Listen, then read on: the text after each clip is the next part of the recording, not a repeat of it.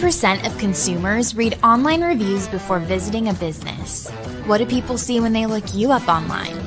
We give you the tools you need to take control of your reputation. Send surveys to your customers via text message with Testimonial Collector. Get 5-star reviews on all the major platforms like Google, Yelp, and more. Track what people are saying about your business with Reputation Manager. Respond to comments and turn negative reviews into happy customers. See what your competitors' customers are saying about them with Competition Tracker.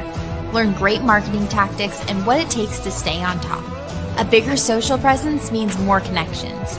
Automatically generate and schedule engaging social media posts with Social 365. Build trust, boost sales, and grow your business.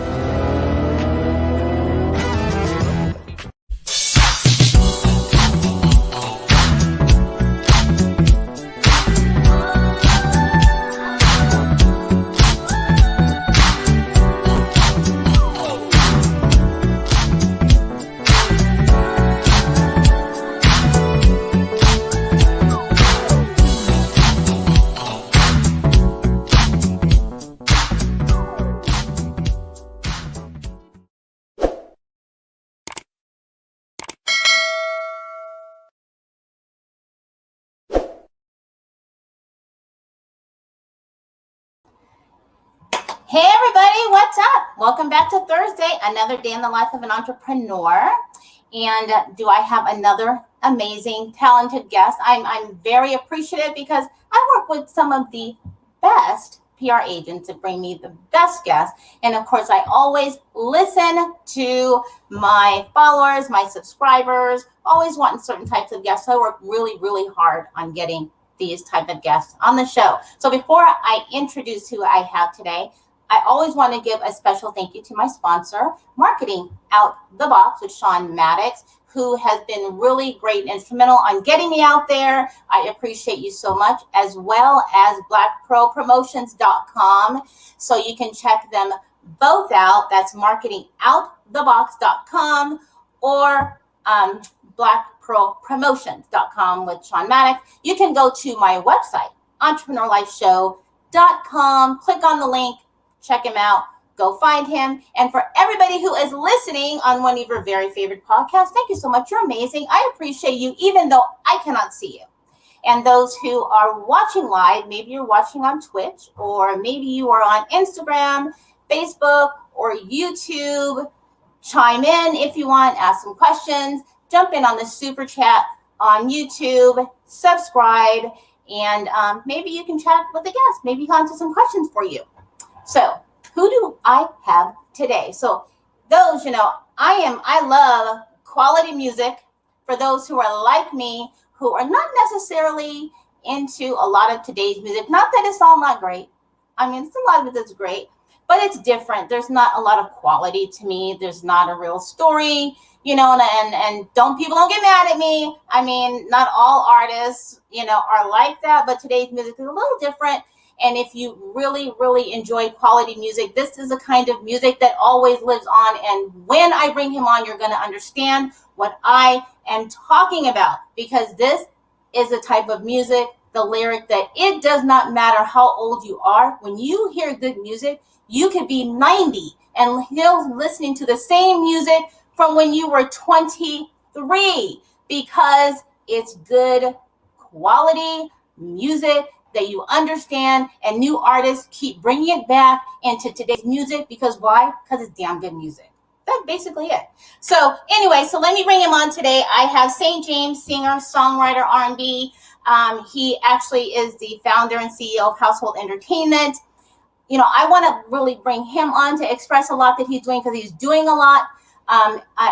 When you meet him, and I'm going to bring up some of the stuff he does, the music he has, his website. I love his music. It kind of brings me back to like baby making music. I don't know. Let me not say that. Let me not say that. Okay, so let me bring him on the show so you guys can see who he is and meet who I really enjoy. I really enjoy. I'm looking at his website right now. Okay, let me bring him on the show. Let me bring him on the show real quick. Hi, welcome to the show. Thank you for being my guest. What's up, lady? Hey, I appreciate you. Thanks for having me on. And that was a great introduction, by the way. And you know what? I meant it. I'm not saying because you are here, because I've had other guests and had other interviews with different performers. From Street from Arrested Development. Teddy Riley happens to be. I do some work for him, Okay. and just some other people on my show. But it always comes back to when I listen to music today. I'm in my 50s. This might sound funny, but I have kids in their 30s, and they'll hear something and say, "Oh, Mom, have you heard that song?" And I'm like, "Yeah, I was going to the club with that song." Like it's not new, but it's new to them because it's good music. So I would first want to start off. I know you're born in Chicago. I did a little research on you. Okay. And if you can just share a little bit about, although you transitioned from Chicago and moved around, how, from growing up in your youth, what was it that inspired you that led you to wanting to make your career choice in music and specifically this genre? Well, first of all, thank you again for having me. Second of all, I'm in my 50s too. Still. And I have 30-something-year-old. They think they know more than we do. Like they gave birth to us. Right. But I've been singing since I was about 5, maybe in the late 60s, early 70s. My mama put me out in the middle. I grew up in some of the toughest houses in Chicago, some of the poorest conditions, man. So with that being said, man, it was just like everybody was trying to get out the hood and the projects back in the 60s, 70s, man. So Michael Jackson 5 were real relevant back then, just coming out on the scene. So my mama felt like I was little Michael, so she put me out there with a hit bucket, and I literally was making money singing. So I started at that early of an age loving music. But my grandmother was the matriarch and gospel singer in the family, and she kind of like would make sure every Sunday you had to be up for Sunday school and go to church. But during the weekdays, we were Otis Redding, Shy Lights, Temptations. We was getting it in, barbecuing and cooking out stuff. The same thing, So yeah, but from that point forward, I got smitten and bitten by the music bug, and I all through school, grade school and high school, I did music, and the rest is history. After I joined the military at 18, straight to the Army right out of high school, and from that point forward, I started singing and got in a group, and the next thing you know, I'm in the industry trying to get a record deal like everybody else used to try to do a lot of. So I know that you're an independent artist, and why I bring that up is, now today a lot of stuff is digital, and it was very difficult. I mean, back in my 20s, I paid my way through school. I did I was one of them video girls, but and I knew different artists, but it was so much more difficult in the industry, and it wasn't always who you knew. You could be extremely talented, right? But it was hard to get into those labels and to get your music heard. So now that you're independent, how much freedom does that give you? But also, as well as being able to really display your music, because so much is digital now. I was out there shopping record deals back in the CD days when CDs were real, still in the merchandising and you were selling units. It was a total different game then. The digital age has made it a lot more convenient to kind of put stuff out there, like you're building your entrepreneurial life platform and stuff. That the same thing with artists. We have independence, we'll have autonomy, we have control of our product, but it's a lot harder because you don't have the machine or the major budget to get behind pushing what you do. So you have to organically build one follower at a time. You know what I'm saying? And it's a process of work, but the liberation in it all is that I can do what the heck I want to do when I want to do it, put out what I want to put out. Nobody's telling me how to look, how to dress, what to say, what not to say. And that could be a good thing and a bad thing depending on how if you don't display any balance in your approach. You have to have a balanced approach to this thing because everything matters. Overall, ultimately, some stuff can come back to haunt you if you ever hit a top platform or a major level in your career. Some stuff you might have said as an independent could come back to bite you as a major, or if you ever get mainstream. So you got to watch what you say and do, and you got to be prepared for to not care what people think ultimately, man. You know, so that's where, so the digital age has definitely been a great situation for independent artists. But in the end, man, it still boils down to the money. How much money you got? How can you promote your brand? What you can put behind it to continuously build it and enhance it, and always polish it and get better. You know, so that's where I'm at with it. So I'm excited about the potential of what's going on with my music and what I'm doing right now. I never thought I'd get to this place where, you know, and it's to this place. What does that mean to me? It's just a place of traction where people are listening to my music, and I'm getting people supporting what I'm doing, because this is a grassroots movement that I put together of R&B for rhythm and blues. This genre has taken a real hit over the last 10 years. You know, a lot of people don't, you know, it's hard to sell R&B. It's like, I use this analogy and it's kind of funny, but you know, we all know that their drug addiction in America is very strong. But let's put it in this category, in this mindset. Like, you got there's different synthetic stuff going on right now, but then there's the old school mushrooms. People still that ever did mushrooms. I'm just saying, nobody's doing mushrooms per se, but R&B is like mushrooms in the music industry. It still gets you where you got to be, but it's a throwback kind of thing. So I hate the fact that people are looking at R&B as something that's not super relevant. But all you hear rappers doing right now is singing. Yes. And all you need is that one hook, and they keep saying that hook over and over and over again. Over and over again, and you're like, okay, yeah. Anyway, I digress. But it's just so much going on with but the internet's also created a level of oversaturation.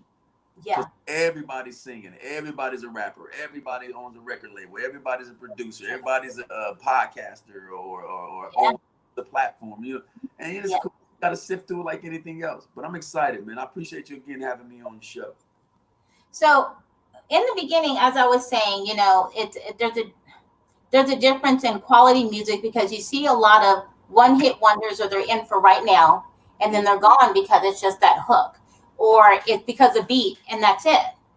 And so to be able to stay in the game for so many years, it seems that people continually go back, because I hear it in music today, reusing and sampling music from the 80s and the 90s like so often, right? Just telling you that people are still in need of that quality music. There's no storyline anymore. Mm-hmm. I agree. So I would say I can see that could be very challenging, but how do you think that it has changed the... Hey, Stone, I'm sorry. Hi, there's Stone Paxton from, I'm not sure if you're aware of Stone, but from the original Stone City Band. He's great guy, coming out with some great music. Okay, that's what's up. What's up, Stone? And so, so music has really changed today. But if there's anything that you can give an insight to artists coming up, because they're and managing themselves and being able to stay in the game, because you've been in it so long, they seem to be looking for the likes, the followers, right, versus trying to stay in the industry for so long. You know, is there anything that you would advise? And like, you know, if some people just want money, then money's gone tomorrow.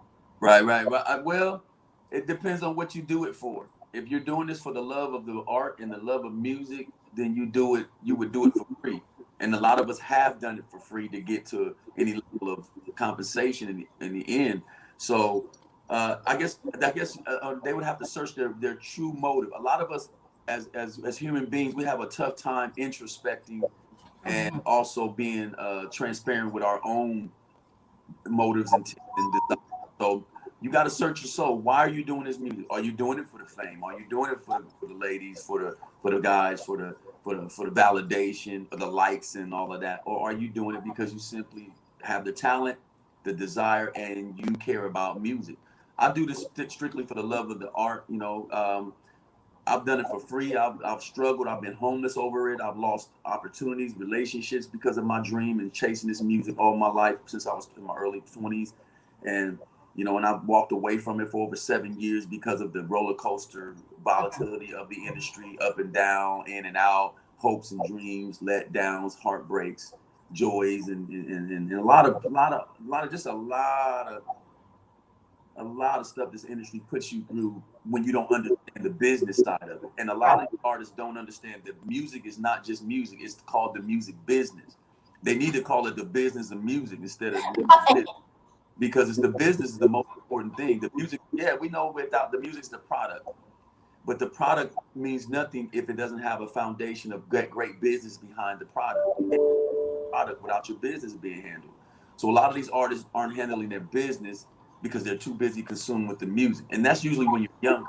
The younger artists are focused on the art and not the business, and then they end up finding themselves heartbroken on once the music is done because the business is not handled. Now they got to figure out how to marry the two together, and they usually do it backwards. And that's because a lot of people that's keeping the gates and the doorways into the mainstream industry is not willing to share the information that can change these people's lives. And so as an independent, that's what I do. I give away gems and information that most people would be monetizing or doing master classes for, because nobody helped me when I was growing up as an independent young artist, and it was always holding on to information that could help me if I wasn't willing to pay for it. I don't think that's fair to do to people out here, because a lot of stuff is free information, it's public domain. To help people share, and I benefit more because I've been a blessing to people than I would if I was trying to charge them for something that I got for free. Do you think it's harder to protect your music now because it's so mainstream and digital and all of its content? Then then of course when you have to go out and you have to go and put it through management and a record label and who's going to listen to it and. Excuse me. I think there's only a couple. You guys got to do the basic due diligence, man. You just got to copyright your stuff and register the title and your song with your performance rights organization, BMI, CSAC, ASCAP, and go to the Library of Congress, ECO.gov. You can get up to. You can. If you don't know this, I'm giving gems today on the Electronic Copyright Office website, ECO.gov. If you're unpublished a writer, songwriter, or artist, and you upload 10 of your unpublished works, you can pay it for one price instead of paying one price per song.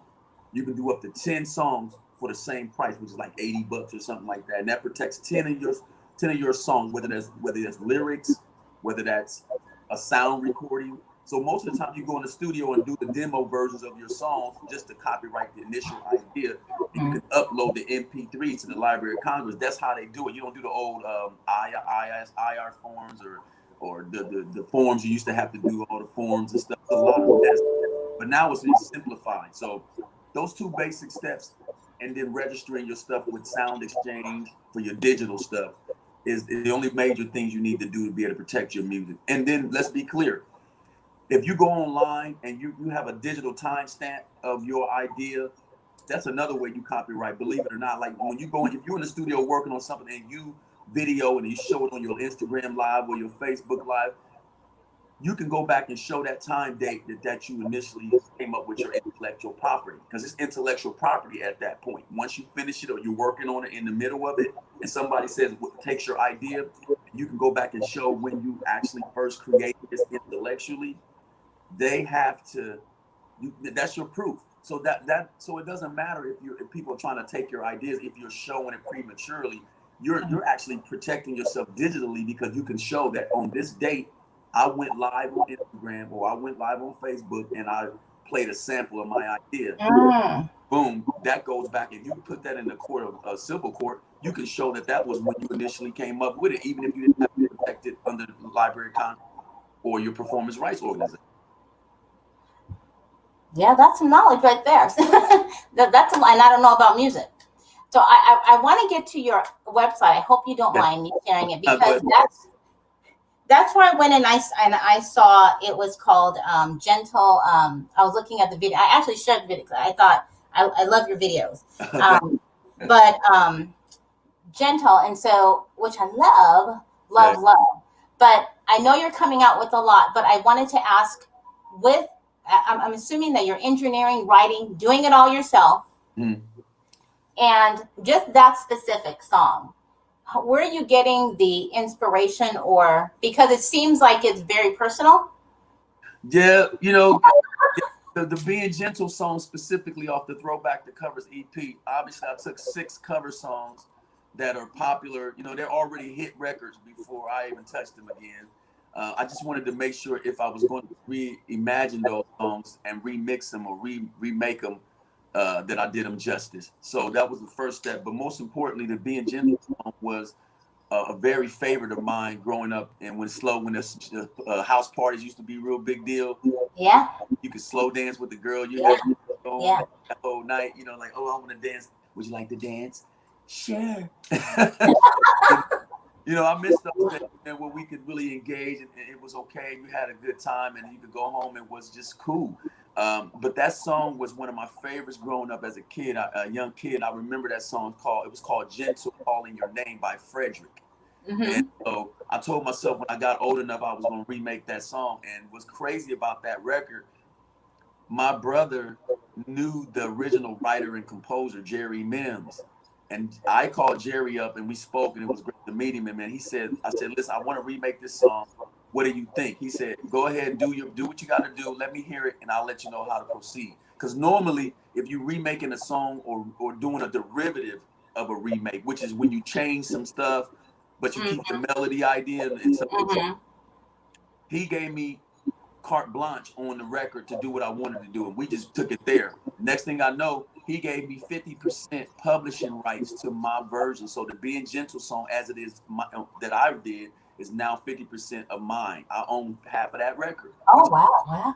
That's incredible music. And everybody does that. If there was an artist that you could work with today, living or deceased, that you could collab with, who would that be? Have you thought of that? You know, I think I got asked that question before. I've got to go with James Brown, man. A lot of people say James Brown or Michael Jackson. I'm going back to James, man, because I just some of that funk, man, and some of that music, boy, and the vocals. James was, listen, before James started going, wow, all the screaming and the I feel, you know, before he started doing that, James was a bad boy on the vocals. He could sing his tail off. And so to me, there's no funk, there's no soul without James Brown. So I got to start with him. And of course, there's some others I would love to particularly work with. Michael Jackson, of course. Who wouldn't want to work with Mike? Yeah. But if currently living, I'm with Bruno Mars and Alicia Keys. Yeah. Because and Bruno Mars still, I think he has a lot still of the R&B kind of classic rhythmic kind of music. So yeah. Okay.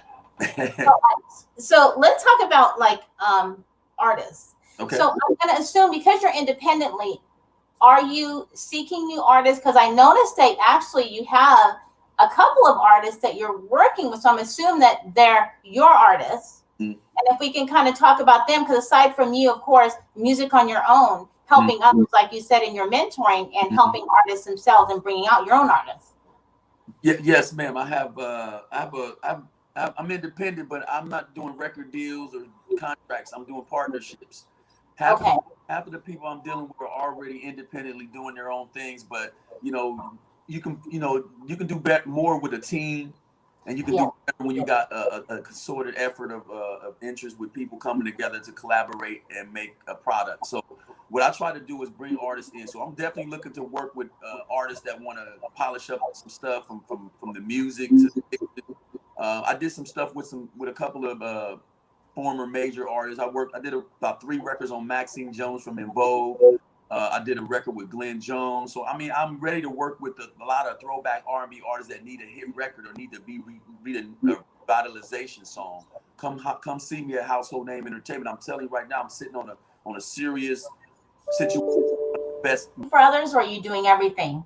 Well, right. I'm the executive of everything you will hear coming out of my camp. But I don't take credit for everything. I share the credit with everything, and that's my team, my engineer, Brian Porter. Take the elements they may have given me a shell of a record, and then I'll say, okay, it needs a live bass here, it needs a guitar here. So I'll find the best guitar, the best bass musician, like Motown, like Berry Gordy used to do. Berry Gordy didn't sit around and produce every song and take credit for all of the music. He took credit for what he's supposed to, which is the executive. He ran the label, he's a CEO, and he also was a producer himself. So I produce a lot of records without touching some of the music, but I do know how to put it together and arrange and sing and write. And that's what I do. And I bring my team together and we do Motown. We vet the record. If you're down to your last dime, will you buy this record or a sandwich? And if the record's hot, we gonna listen to the record. If the record ain't that good, we gonna eat. So that's kind of So is it so are you taking artists from all over, or are you accepting from, it doesn't matter, just in like, you know, California, LA, Chicago, doesn't matter? I'm global. I want to be international relationships. I think the international community, global community in music it transcends a region and a geographical area. I think music is universal, as they say. So for me, I work with international artists. I'm currently working with some international stuff. There's the organization, if I can say so. It's called the Music Marvel Competition. I'm actually vice president of the Music Marvel organization, and we are a global organization where we focus on the independent artists and talent competition. It's called the Music Marvel Competition. So if you guys are familiar with that, check it out on Instagram. We're building up platforms for international artists in all over the world. So that's so I'm actually getting ready to produce a couple of international artists from South Africa and India. So I remember seeing this one. I was listening to her and saw you in the background. Beautiful voice. So is this one of your artists? Yeah, that's Rena Lynn. She's a Filipino American young lady living in San Jose, California. Just had a baby and just newlywed, and we did this record called "Suck It Up" because while she was pregnant, she was like 9 months pregnant when we shot the video. Because we was like, I was like, how am I going to do the video? And I said, okay, she's pregnant, so let's use the concept of her being pregnant. So a man got to suck it up when a woman going through the 9 months. Well, I'm part Filipino myself. Is probably why I connected so well. Okay. So did you write this? Yes, her and I together. Do you mind if I just play a little of different stuff for people to hear? Do you have a problem with that? Help yourself. That's what it's there for. Okay, let's pick a few things not because you're here, because I really enjoy your music, and I think that people also need to hear it, not just. And the interview was great. Don't get me wrong, but I think people really need to hear some of the music if they haven't. Hear bits and pieces of what you actually do. Okay, that's what's up. So for you guys, we're going to play a little bit of this first one here, and this says "Suck It Up," and of course it's Rena Lynn, right? Yeah, Rena Lynn, yes.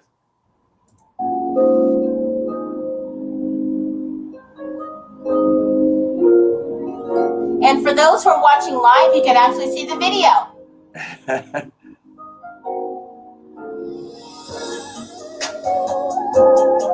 I love that right there. That's lately you've been acting so strange. I've been wondering what you're thinking about, baby. I guess you ain't got nothing to say. I hate we don't communicate.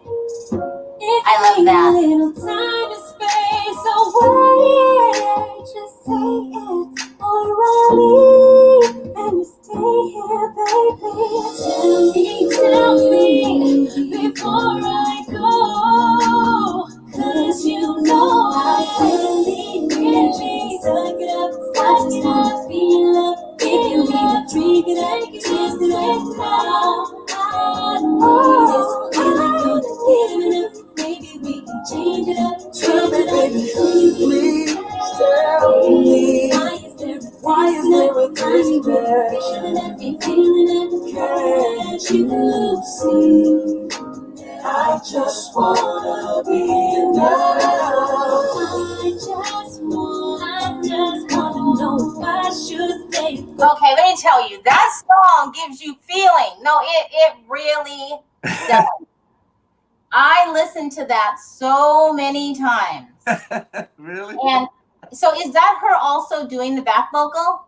Yes, it's her backgrounds, I produced the song. This was initially a Stanley James from In Vogue record. It didn't work out, so I put it on Rena. Rena helped me co-write it.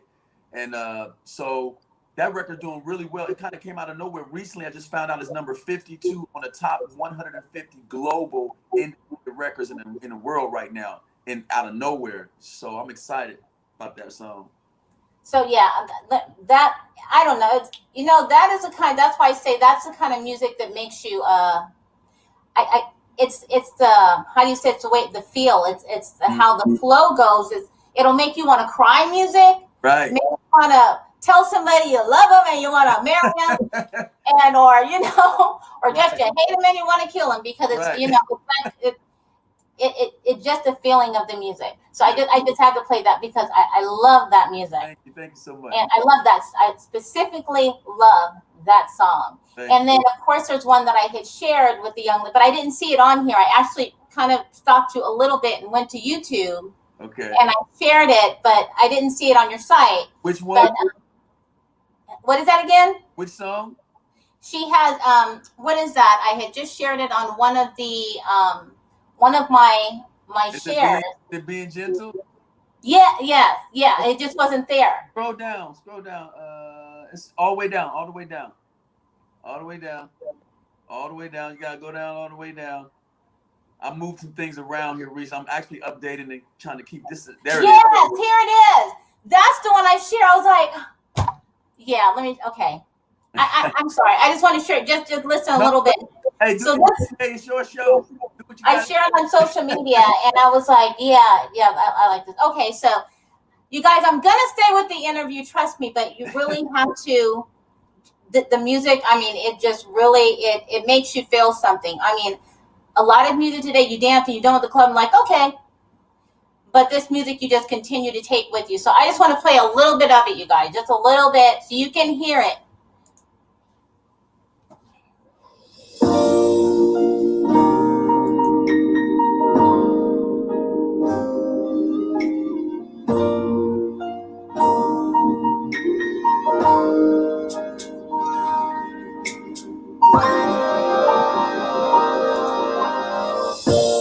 Girl, I understand that your body needs attention, and I don't want to take away from your body's perfections. By being too rough, it's not enough to just be gentle. So don't want to make it hard, 'cause it's all way too simple. Oh, yeah. I understand that your body needs attention, and I wanna take away all your body's aggression, but don't be too rough. I love it, touch it soft and gentle. So don't wanna make it hard, 'cause it's way too simple, baby. I don't ever wanna stop loving you, girl, so don't you ever stop being in my world. I don't ever wanna stop loving you, boy, so don't you ever stop giving me joy. I'll be gentle, please be very gentle when I'm loving you. When I'm loving you, I hope you understand that your love's my addiction. Chance if you believe, then you'll become my addiction. I die. Okay, so that's just beautiful. That record. Oh. I listen to that record like I'm a fan of it, not like that's me. I love that record no matter how many times I've heard it in the studio. It's my record. I still listen to it like I'm listening to somebody else and not me. It's just that melody. That song will always go down as one of the baddest R&B records ever made. Oh my goodness! I mean, you put some steak on that song. That is lovely. I mean, I just want people to hear what I hear, and so it's hard to find music that's emotional. Right. And it's been lost. It's been lost in today's music. And you just, not all. I don't want people come to attack me on my podcast. Right. But the majority of music, there's no feeling anymore. You sing it and then you're done. Right. And it doesn't resonate. I'm with you all the way. And this song's right specifically independently was the #1 independent. I hit the #1 on the indie soul charts back in September. It's got over 1.15 million streams, and it's doing extremely. It's still on playing all over certain radio stations. I'm maybe a major budget away from a Billboard smash right here. It's still independent, so it's a lot of people not even heard this song yet, and I'm trying to push this to that next level, but it takes a lot of money to get there, man. And I just, I'm realistic, so I'm gonna keep on pushing with what I got, and see what happens. And if I never get to that next level with it, so be it. But I'm gonna always do what I love to do, and that's make music. So are you working on are you having anything in the project right now that we can be surprised with? So I'm telling people, I'm showing your site because you really, really, really need to follow. You really need to see what he is doing because the music's the shit. I mean, I shouldn't say that. Really. Hey, if you cussing over it, I love it. You got me cussing. So, I mean, truly, and not because you're here on the show, it's because, I mean, if you've seen my show and the artists that I have on, I specifically, I have to really enjoy your music. Right, that's what's and because I want quality people who are the same, who enjoy it. But you do you have some great stuff and some great lyrics and great writing. Thank you so much. Did you get a chance to check out the song for the mothers for Mama's Day? I did not, but I didn't want to be rude and be like Mike. I didn't want to hear you talk. So let's do the music. I'm good. Listen, I talk enough. I'd rather check out the music, let the people hear the music, let the music speak for real. So yes, so let's listen a little bit more. So everybody who is listening, you can actually jump in on the live. Just go to the website and click on YouTube, or go click on Facebook. It'll take you right here, or go to the Instagram page. So SaintJaimz.com, by the way. SaintJaimz, SaintJaimz.com. And so let's go with For the Mamas. So this is recent. Yes, I put that. That's what mother. Well, I dropped it in April and kind of built it up to a fever pitch of independence that I could. It's like, Mother's Day this year specifically had a lot more meaning than most because of the pandemic. A lot of people lost their moms and during the pandemic this year. So I wanted to put this song out this year specifically and give it more homage, because I think one day a year for moms just ain't enough to celebrate the stuff you got to do to put up with, man. And specifically raising young Black men, it's real important. So check it out. And you're having some comments, by the way, on the feed, just to let you know. Okay, I'm checking them out. Thank you, Stone. That's what's up. Hey, pray for me, brother. Yo, didn't 54 say we need to be in 1985, bro? Man, I don't know. All I know is that we're not in 1985. It's like 2025, man. Come on, right. Yo, we gonna be late for Mother's Day. I told you not to touch the numbers. Yo, you're driving. What does that look from that For the Mama? That looks like Back to the Future. That's the concept. Yes. We're going back in time. We wanna thank you. Taking it back in the day when I was a baby boy, living on the south side of Chicago in the dead homes. Mama was just a young girl trying to make it on her own. I'm letting you know I wanna thank you. Out of the way you made a way, I wanna thank you. Working long nights and longer days, I wanna thank you. You raised me right, fill my life with your love. From the bottom of my heart, I wanna say thank you. I remember waking up early on Sundays. Oh, the diamond in the back, sun rooftop, digging the scene with the gangster lean. Ooh, one of my mama's favorite songs. Nothing could go wrong whenever mama was at home. The way my mama used to say, Jesus loves you, this I know. She said, hold on to your faith. Don't let no one ever change it. And I said, I know, and I love you. It seems so hard, but thank God so hard, but thank God for so thank you, things seem so hard, but thank God for things seem so hard. We wanna thank you. First of all, let me be the one to say thank you to Mama for all the things you've done. There's no doubt without your prayers for me, I never would, never could make it. Seems so hard, seems so hard, seems so hard. Things seem so hard, seem so hard. Things seem so hard. We wanna thank you. When a girl don't know for sacrifice and love me unconditionally. And like she laid me down to sleep. Let me tell you, that's hot. Was that not hot, Stone? Did you see? I know you love that, Stone. I see that right there. That's some club music. For the mamas, man, that's an anthem now. I think from now on, it'll be a song you can play every year. Every day's not enough. One day a year is not enough. So that's an everyday mama record. Every day. That's you driving in your car and everybody's doing like this. That's right. For the mama. That's lovely. Lovely. Thank you so much.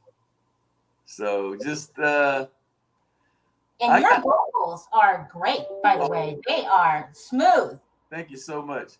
A lot going on with me right now. We got 3 records on the charts right now, independent charts right now. The Mama song is in the top 20, and urban urban influencer top 20 R&B soul.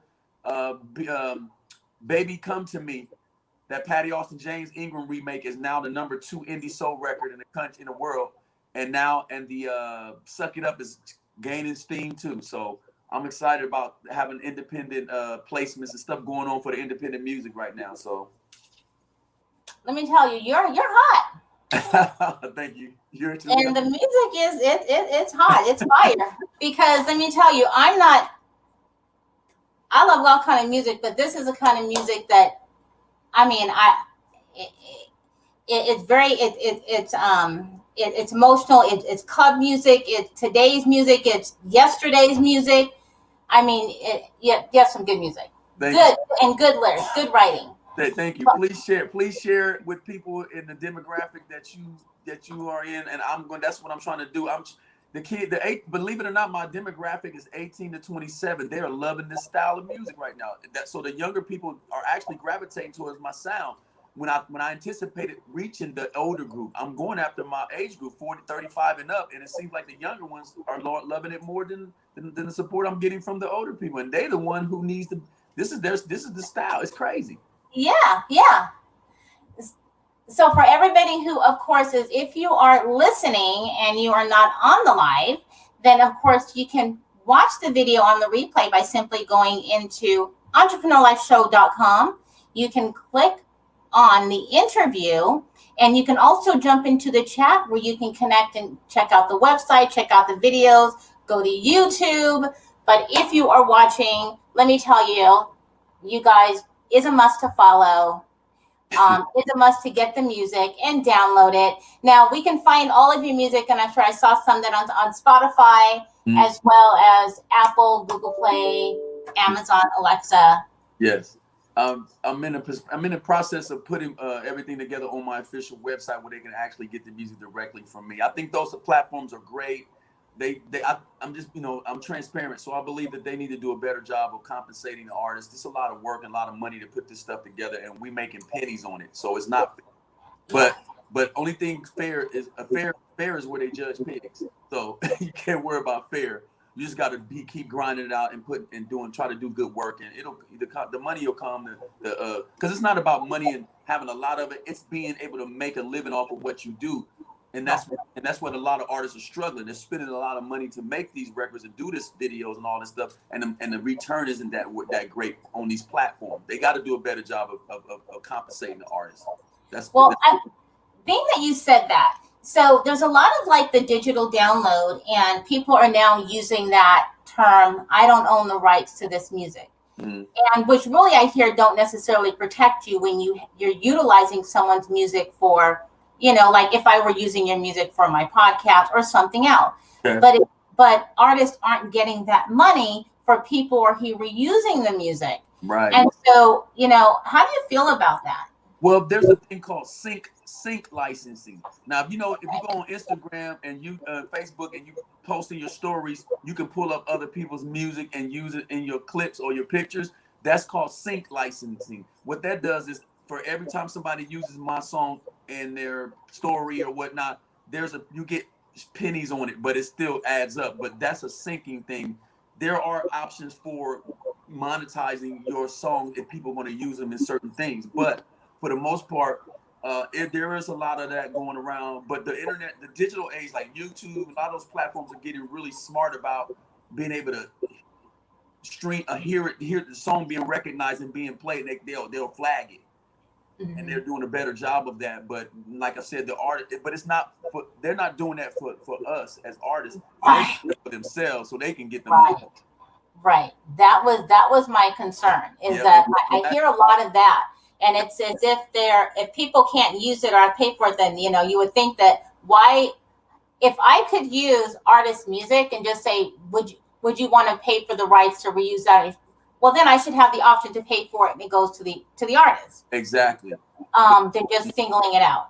Right. And artists can take back their control of that but if you're using these platforms, you're actually putting yourself in a position. I mean, you see, we're cattle in America a lot of times. We're easily kind of shuffled to a certain thing to do. Everybody's running over to Facebook. Everybody's going over to Instagram. Everybody's doing YouTube, and Spotify is the big platform. So if everybody's cattling if people are cattling people to those platforms, you start saying, hey, come to my website and buy my music. Come to my website and look at my videos. People are, unless you got a big name and a big brand, and even big name people don't get a lot of website visits. People got to get back to the official website, because that's how most artists independently are going to monetize their product, because you're not going to get major money if you're going through all these other platforms. You're just another. Right. You're not even treated with a lot of dignity. I'm just keeping it real. I don't think it's good. I don't think it's great for music. We're in a capitalistic society where greed goes on, and we gotta be able to own that and recognize that as a truth. And so I'm in the process of monetizing my website, my own merchandising store. I want to be able to put my music up there where people can download directly or stream it directly. It's a lot of moves I'm making, but in the meantime, I'm using the platforms that are there. So I heard that years ago I watched an interview about this, but then I recently had some guests on the show, and one where Spreet from Arrested Development, he had touched a little bit on, and this is just in the industry of, I don't know if you would say black artists or just the hip hop rap genre, Mm-hmm. that the controlling people in the industry intentionally put out and when it comes to rap, or I don't know that the right word, but would prefer to put out certain rap music than steering away more of R&B music, because they just wanted to sell what was kind of just that ghetto cussing, booty shaking, because that's what we wanted to, and that's the only way I can put it, to sell. I understand. So putting out, and so they intentionally were trying to only put out on the market all this rap music, the old back into the Ice Cube days, that kind of stuff, less KRS-One, stuff like that. Okay. And so is any of that, does that sound familiar to you, where that was a challenge in the industry? Oh, yes, ma'am. It's funny you mention that, because that's exactly what the powers that be that are mainstream in the industry of this music want. Listen, everything's connected to racism in this country. Why would the music industry be any different? Everything, if we think about the systemic racism in America, it's in all industries, from entertainment, Fortune 500 companies, corporate America, anything, medical, the healthcare industry. That's all. Racism is prevalent in all of those industries and beyond. So why would the music business be any different in terms of a systemic motive or intention from white America? They really want to keep us vegetables. So as long as we talk about nothing in our music, because you got to think music soothes the savage beast, and music, the universal aspect of music touches people's lives in every way. So if we put out a bunch of negativity, woe is me, sexually driven type charged information, are you going to feed into that as the narrative of how life's supposed to be? Because I'll go back to Anita Baker, Luther Vandross, Freddie Jackson. Some of those people, they inspired me to get through some tough times in my life growing up as a young kid, paying my dues as a young what's the passage of life, so to speak. You know what I'm saying? So now, what's the passage of life for young black women and men these days, or just people in general that listen to certain styles of music, if the music's not a reflection of the times?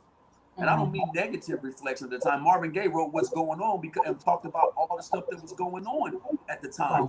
These records ain't talking about nothing that's going on in the world. We ain't talking about the disparity in social economic disadvantages in education, everything. You know what I'm saying? Relationships, all that. It's just crazy. So yeah, that is exactly what they do. And rhythm and blues music has become irrelevant. And a lot of that is because the artists got away from doing what we're supposed to do. That's why I'm not going to abort. My mantra now is I will not abort the R&B mission. So my goal is to never stop presenting R&B, rhythm and blues to people anymore.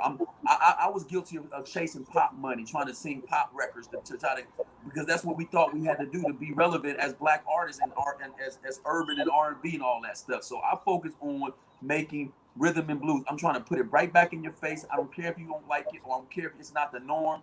It is going to be something you're going to hear from St. James and my team from this point forward. R&B music is my mantra. I will not abort the R&B mission. I will not give up on the sound. Just because everybody else doing what they want to do and everything what's popular, I'm going to do what feels good and what's right.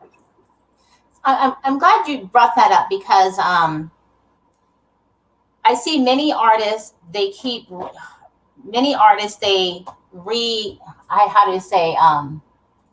rebrand themselves depending on what is selling right now. Right. And then that's one question of how you feel about that. It means they're not staying true to the brand. So there's two specific artists. I'm not going to say who they are because I want to get mad at me, that I really, really, really loved. And then I saw everything just change. So now I'm not interested anymore. Mm-hmm. So, but then my question is, you have a lot of artists when I was in my 20s, and they were doing some ratchet whatever stuff out there. And then all of a sudden they get older and they're looking at the artist who was doing all the ratchet stuff back then and saying, well, what they're doing for our black youth, our black community, because they're they got the ass all out. Or, right. But and I look back and say, but you were the same artist doing the same stuff. But right. Maybe it was a different method, but you still had the booty shaking girls, half naked. You have the cussing, you have the, I'm going to cap them in the ass. And now you're saying to the artist today. So and everybody has an opportunity to change, but how do you feel about that? Because that means you're still not staying true to the music of what you put out there. I think hypocrisy is the real disease in humanity. I've always felt that way. Hypocrisy, the very thing you don't want someone doing to you, you're actually doing yourself anyway. So, and I think as you get older, you tend to forget what you were doing before you got older, become cranky and just self-righteousness is a real challenge once you clean up your act and you finally figure out some things. You can't go back and start turning your nose up and pointing the finger at people that doing it now. You used to do it, but it's hypocrisy, sis. It's what's going on. So that's a real big issue in our world, in our society, hypocrisy. And so I really focus on trying not to be a hypocritical person, but you're not going to always get that right, because sometimes we're preconditioned. We're conditioned in certain behaviors and certain projection of behaviors, and we don't even realize we're actually projecting certain things in our day-to-day actions because we haven't even taken a look inside to look at ourselves and be transparent and accountable. And that's the biggest issue. So yeah, in music, it's going to happen. Everybody thinks they know what's hot, what's right, what you should do. I just think I just tell people, if I'm not your cup of tea, then keep it moving. I'm not trying to be loved by the world. Only the people that love what I do. And if you focus on staying true to what you do, and people that love what you do will support you. If we get ahead of ourselves and try to go too massive or get too mainstream or worry about the whole world, you're not going to get nowhere, man.